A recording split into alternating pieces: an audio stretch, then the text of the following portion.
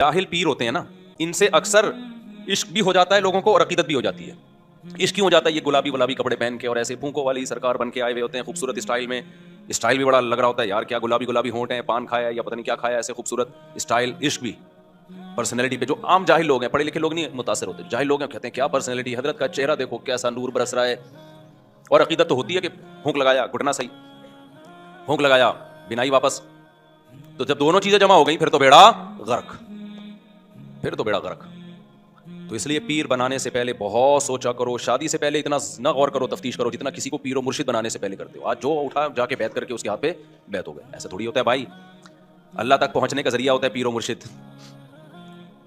वो आपको अल्लाह से मिलाता है ना, क्योंकि वो बातें ऐसी बताता है जिन पर अमल करने से आपके दिल में अल्लाह की मोहब्बत पैदा होती है। तो जिसको अल्लाह तक पहुंचने का जरिया बना रहे हो, उसकी सिलेक्शन तो बहुत ही खानदानी तरीके से होनी चाहिए, वरना वो अल्लाह से दूर कर देगा आपको, जैसे कि जाहिल पीरों ने लोगों को अल्लाह से दूर कर दिया।